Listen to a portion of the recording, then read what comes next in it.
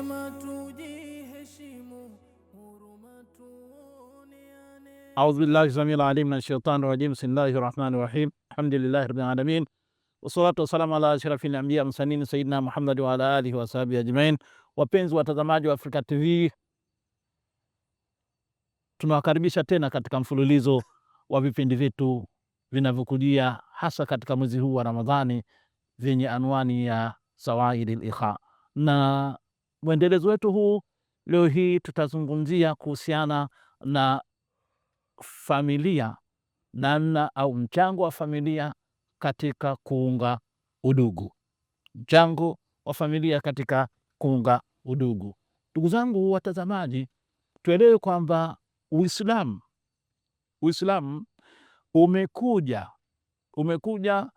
miongoni mwa malengo yake ni kuhakikisha kwamba watu wanakuwa katika hali ya umoja na mshikamano, miongoni mwa malengo ya Uislamu. Na ndio maana wanapozungumzia wanawazuoni makasidi asharia, wanasema kwamba katika vitu muhimu ambavyo sheria inavikusudia ni hifdhi an-nasl, ni kuhifadhi nasaba.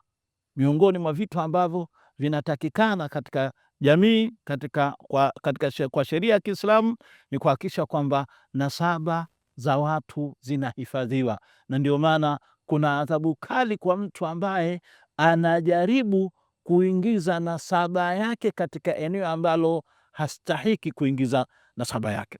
Sasa huu mshikamano huu unapaswa kwamba uwe kuanzia ndani ya familia ndogo, lakini vile vile wahusishe watu ambao wana ukaribu na hii familia. Ndio maana Allah subhanahu wa ta'ala anatuambia waati dhal qurba haqqahu, wale watu ambao wana ukaribu nawe basi hakikisha kwamba unawapa haki zao.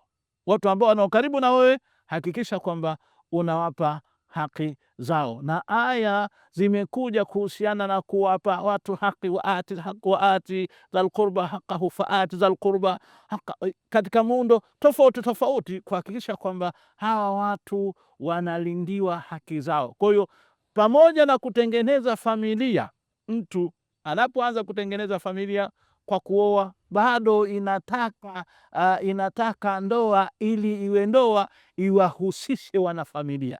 Na ndio maana ndoa inapofungwa, ndoa inatakikana kwamba apatikane walii, na huyu walii anakuwa ni kiongozi katika familia ambayo wanatoka hawa watu watakaotengeneza familia mpya.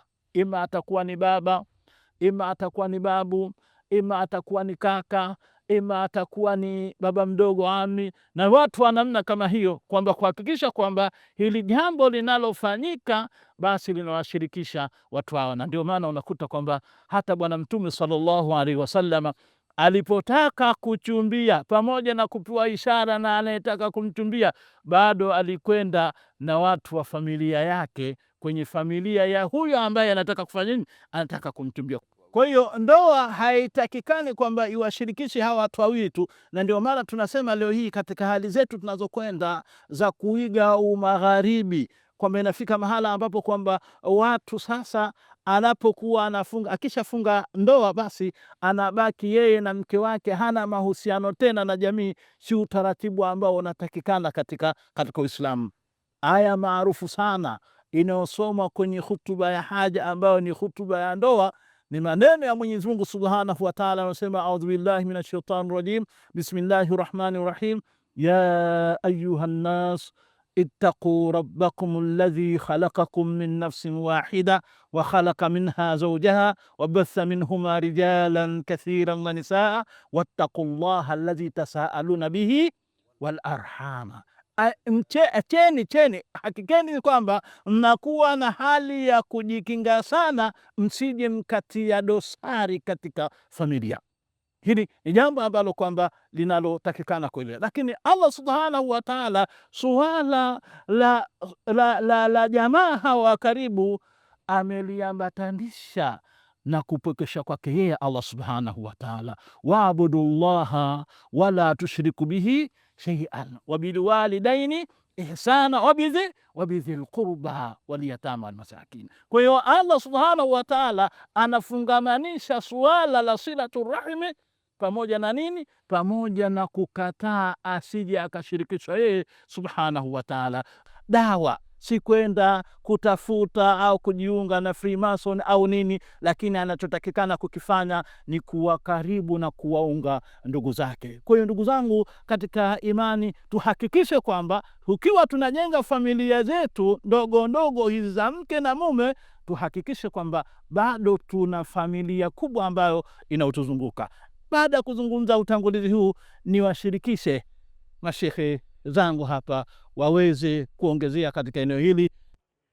Kwa hiyo iwe ni mtoto mdogo au mtu mzima, nimesema kwa mtu mzima ni rahisi kukabiliana na hizo changamoto, lakini inapotokea kwa mtoto, tuseme watoto mpaka takriban miaka 15, lakini tuanze na wale wadogo kabisa. Mtoto anapokabiliwa na kitisho, maanake unampelekea stress, anapata ule msongo wa mawazo, kinachotokea kwenye akili yake ni nini? Ubongo wake unazalisha hormones kwa ajili ya kukinga ile hatari inayokuja, kwa sababu ubongo umeshasoma kuna hatari. Kwa hiyo unazalisha hormones kwa ajili ya kupambana. Labda kwa maneno mepesi niseme namna gani? Unapopata kitisho, akili yako itazalisha hormone kwa ajili ya kuandaa mwili ili ukabiliane na hiki kitisho. Kwa hiyo itazalisha kama ni adrenaline au kama ni cortisol, ili mwili uwe mkakamavu, aidha kwa ajili ya kukimbia au kwa ajili ya kupambana, ili mbele kwamba mtu epukane na kile kitisho. Sasa mtoto anapoishi kwenye mazingira haya ya ukatili mara kwa mara, anaonewa, anadhulumiwa, anafokewa, anapigwa, anatukanwa, anapoishi kwa muda mrefu kwenye mazingira haya, maana yake ni kwamba hizi hormones zinazalishwa kwa wingi sana, kemikali za ubongo. Hizi kemikali za ubongo zinakuwa zinazalishwa kwa wingi sana, na kwa sababu zinazalishwa kwa wingi, maana yake ni kwamba akili yake, kuna kitu wanaita brainology au elasticity of the brain, kwamba akili yake itakuwa inatanuka kukabiliana changamoto, alafu inarudi kwa ghafla. Kwa hiyo tendo hili la elasticity, kupanuka kwa ubongo kwa sababu ya hicho kitisho kinachotokea, inafika mahali ile elasticity inakwisha. Inapokwisha ni kwamba mtoto anakuwa yupo kwenye reactive mode, kwenye hali ya kumwitikiwa haraka sana wa vitu. Kwa hiyo kama ni hasira, utaona analipuka sana kwa hasira au anarudi chini haraka sana, au kama ni kumpenda mtu, anaweza akampenda mtu ghafla sana au akarudi kwa haraka sana. Kwa hiyo utamuona huyu mtu hawezi kupatikana kwenye zile hali za kawaida, kwa maana anapenda kwa utaratibu au anachukia taratibu au anapata huzuni kwa namna ambayo ni nzuri. Sasa inapokuwa mtu akili yake imejifunza kuitikia hii mihemko kwa haraka sana, inajenga mazingira kwamba huyu mtu anakuwa ni mtu wa mihemko. Tunasema mtu anakuwa anakuwa ni mtu wa emotions. Kwa hiyo mtu anakuwa na hemko kwenye kila kitu. Hili likiwa ndivyo brain yake ilivyotengenezeka, na anakwenda hivyo kama utu uzima wake, anakuwa hali ya namna hiyo. Watu wa namna hii katika maisha yao, kwanza wanakuwa na hofu sana, hofu ya kukataliwa, hofu ya kuharibikiwa, hofu ya mambo yao kwenda vibaya. Lakini watu hawa pia, kwa sababu walipokuwa katika hali ya utoto, yale mahitaji yao ya kihisia yalikuwa hayasikilizwi, maanake hata namna ya kuwasiliana na watu wengine atakuwa anapata tabu. Anaweza akahisi kwamba watu wote hawampende, au mara hata kama ukiongea naye vizuri, anaweza kadhani labda unamfokea. Kwa hiyo utakuta kipengele cha mawasiliano nacho pia kina changamoto. Kadhalika kipengele cha uhusiano na watu wengine, wanakuwa si watu ambao wanaweza wakadumu kwenye mahusiano kwa muda mrefu. Kwa hiyo watu wa namna hii pia inapokuja kwenye ishu ya ndoa, utakuta ndoa zao pia zinakuwa zina struggle sana. Lakini watu hawa pia, kwa sababu ya hisia kali walizokuwa nazo, wanaweza wakajikuta kwamba ili aweze kukabiliana hizi hisia, anaweza akawa anakunywa pombe au anatumia madawa kulevya, ikiwemo bangi au sigara au vitu mfano wa hivyo. Anaweza kutoa akawa anatumia madawa haya ili tu kujaribu kunyamazisha zile hisia kali ambazo yuko nazo. na maathari mengine mengi ambayo yanaweza kujitokeza kwa sababu ya mfumo wake wa ubongo ulivyotengenezwa. Sasa uko kwenye reactive mode zaidi kuliko kwenye kurespond. Sasa mtu anapokuwa na hisia kali namna hii, uwezekano wa yeye kuumia sana ni mkubwa. Kwa mfano, kwa nini watu wanasitisha uhai?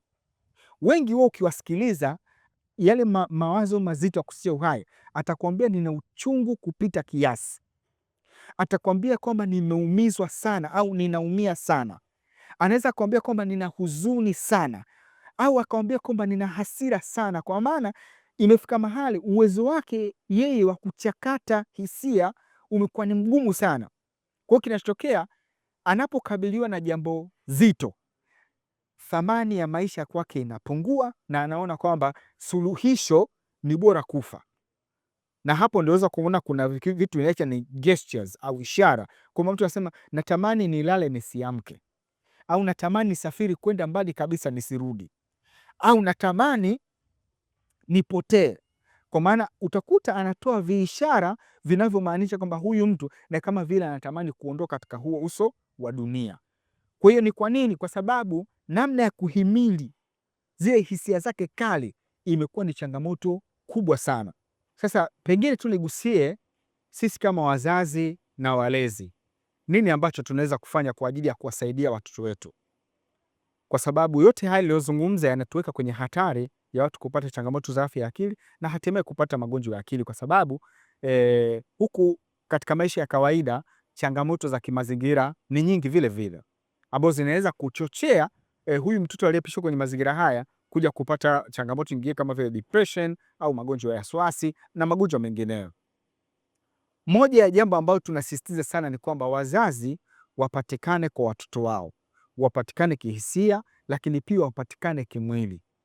Wazazi wawahakikishie mtoto wao usalama, na kumhakikishia mtoto usalama si tu kumpa mahali pa kuishi, lakini umempa mahali salama pa kuishi na ule usalama wake wa kihisia, kwa maana unapatikana wewe mzazi, unapatikana kwa mtoto wako, badala ya kumpa tu vitu ambavyo kama ambavyo sasa hivi wazazi wanafanya kwamba wanawapa watoto inani gadgets badala ya wao wazazi kupatikana kwa watoto wao. Lakini kitu kingine cha muhimu ambacho tunaweza kukifanya ni kuwa na utaratibu wa kuwasikiliza watoto na kuwauliza katika yale ambayo wanayapitia ili wapate namna ya kuyazungumza. Unapokuwa na utaratibu wa kumsikiliza mtoto wako, unampa nafasi ya yeye kukuza zile communication skills zake na social skills zake. Kwa hiyo kule kusikiliza napo ni muhimu sana. Lakini kingine tunaweza kukifanya of course katika upande wa shule, hasa kwa huduma za kisaikolojia ambazo zinapaswa zipatikane shuleni. Na hii ni kwa sababu gani? Nusu au umri wote wa utoto unaishia shuleni. Miaka 0 mpaka miaka 19 ni almost umri wote wa watoto ambao unaishia shuleni. Kwa sababu umri wao wote unaishia shuleni, maana yake kwamba shule inatakiwa pale ni mahala salama sana kwa mtoto katika ustawi wake wa kiakili na ustawi wake wa kisaikolojia. Lakini pia ni wajibu wetu sisi kama wazazi, walezi na jamii kwa ujumla kuepusha watoto na mazingira hatarishi. Kama kuna maeneo yana vurugu, kama kuna maeneo yana hatari za kimazingira, kama kuna maeneo labda watoto wanaishi na watu wengine ambao labda ni walevi au watu ambao wana ukatili huu na ule, kuepusha na watoto kwenye mazingira hayo. Lakini jambo jingine, watoto wetu tuwafundishe stadi bora za maisha, lakini pia tuwafundishe stadi nzuri za mawasiliano na stadi za kutatua changamoto mbalimbali katika maisha yao. Pengine tukiyafanya haya yanaweza kuwapelekea hawa watoto wakawa imara kihisia, wakawa imara kisaikolojia, lakini pia wakaweza kukabiliana na changamoto zao za maisha ya kila siku. Tunazungumzia kuhusu kuamiliana vizuri na watoto. Mtume sallallahu alaihi wasallam alikuwa akiamiliana na watoto vizuri sana, tofauti na sisi tunavyoamiliana na watoto hivi sasa. Kana Rasulullah sallallahu alaihi wasallam idha sajada atala sujuda lianna alhasana au alhusaina rakiba ala dhahri. Mtume sallallahu alaihi wasallam kuonyesha anaamiliana vizuri, kuonyesha anawatendea upole watoto, anasema katika ibada Mtume sallallahu alaihi wasallam alipokuwa akisujudu alikuwa anarefusha sana sujudu. Kwa nini anarefusha? Kwa sababu wajukuu zake, mmoja miongoni mwa wajukuu zake, mjukuu Hasan au mjukuu Huseini, amepanda mgongoni kwake. Kwa hivyo Mtume sallallahu alaihi wasallam, kwa kuonyesha upole, kwa kuonyesha huruma juu ya watoto, basi ilikuwa anarefusha sana. Anapokwenda sida anakaa muda mrefu kumhurumia huyo mtoto ambaye amekaa mabegani mwake. Hii inaonyesha kabisa huruma ya Mtume sallallahu alaihi wasallam juu ya watoto. Hata katika jambo la ibada, Mtume sallallahu alaihi wasallam, angalia, yuko katika ibada anaswali, lakini mtoto anakuja anampandia mabegani, anatulia mpaka baadaye anatafuta aina ya kuweza kumshusha kwa utaratibu bila kumwathiri. Sasa tupate darsa hili kwamba watoto wetu wanahitaji huruma, watoto wetu wanahitaji upole. Familia nyingi hivi sasa zimekuwa hazina huruma kabisa. Bwana mmoja bedui kutoka majangwani alikuja kwa Mtume sallallahu alaihi wasallam, akamwambia, ya Rasulullah, antum tukabiluna subyana, nyinyi mnawabusu watoto, lakini naona ajabu, unambusu mtoto, sisi hatubusu.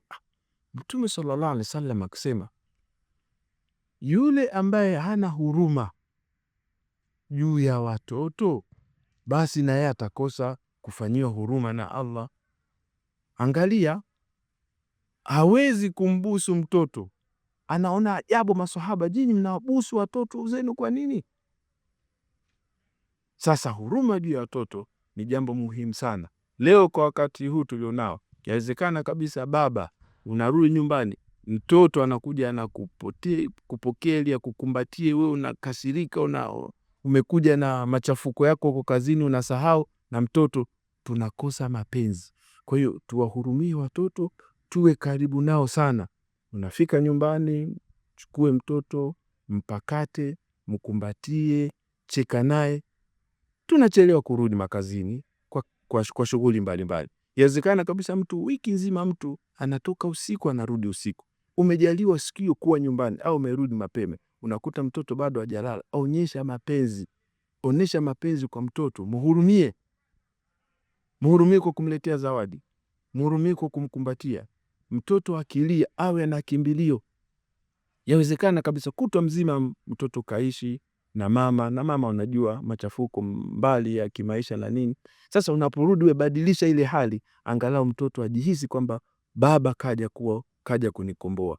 Tuwahurumie watoto kwa mambo mali, tusiwafanyie ukatili. Katika maandalizi ya familia tuna mambo mengi sana, lakini kubwa sana la kuangalia katika uteuzi wa mke bora, kwa sababu huyu mke bora ndio itakuwa ni sababu ya kupata kizazi bora. Allah subhanahu wa ta'ala anasema katika surati Maryam, ya ukhta Haruna ma kana abuki mraa sawin wa ma kanat umuki baghiya. Ukhta Haruna hapa anakusudia, Allah subhanahu wa ta'ala anazungumzia mama yake, na ni Bi Maryam, mama wa Mtume Isa alayhi salatu wasalam. Jamii wakati wa kuzaliwa Isa ibn Maryam ilipata mshtuko mkubwa. Kwa nini? Kwa sababu huyu mama yetu Maryam, mama Mtume Isa alayhi salatu wasalam, ujauzito wake ulikuja tofauti kabisa, hauna mume. Kwa hiyo Allah anasema kwamba ewe dada yake Haruna, baba yako hakuwa mtu muovu mwenye sifa mbaya, lakini pia mama yako hakuwa na sifa ya uzinifu. Kwa hiyo jamii ilistuka sana kuona kwamba huyu Maryam, ndoa hatujui umeolewa lini, leo huyu mtoto umepata wapi? Sasa hii inatupa picha kwamba kumbe ni lazima ndoa ya halali ipatikane. Mtume Isa alayhi salatu wasalam alikuja hivyo kwa sababu Allah katika mitume hawa anagawa miujiza mbalimbali. Kila mtume anampa miujiza wake. Kwa hiyo Mtume Isa katika miongoni mwa muujiza wake kwanza kabisa ni kuja upande mmoja wa mamani, na ndiyo maana Allah subhanahu wa ta'ala hakusita kumwita Isa ibn Maryam kwa sababu kaja katika upande huo wa mamani. Sasa sisi tunapoacha jambo hili la ibada ya ndoa, tukaenda kuchukua tabia ambazo si za kibinadamu, tukaenda kuchukua tabia za wanyama. Wanyama ndio wanaokutana hivi hivi bila kuoana. Ni jambo ambalo halipendezi kabisa. Ili dunia iwe na watu wengi ijae, inatakiwa iwepo ibada ya ndoa. Kuwepo kwa ibada ya ndoa, mambo mengi sana yatajitokeza. Angalia hata ule utaratibu tu kabla ya ndoa. Kuna vikao vingi sana vinafanyika. Hii ni kuonesha kwamba hili jambo ni la kheri. Lakini kinyume cha hivyo, watu wakikutana pembeni wanafanya mambo, wanakuwa ni wawili lakini watatu wanakuwa ni shetani.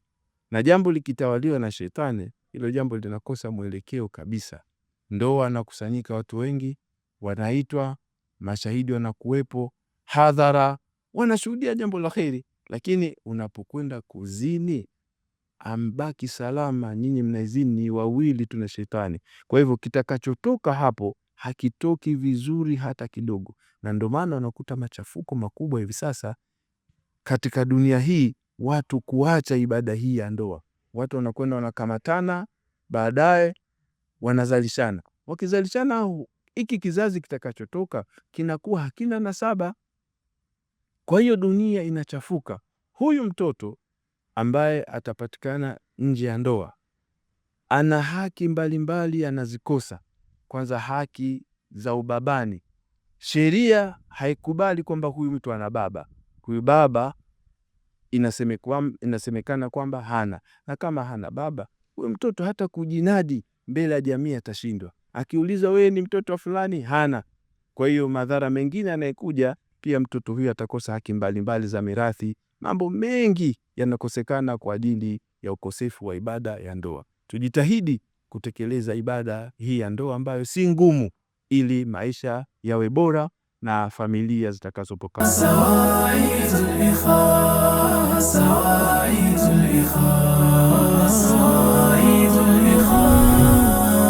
Na maulama wema maduati ikhiwani wanaoongoza umma ubaki kwenye amani, wakifundisha elima hadithi na Qur'ani, lengo husende mrama.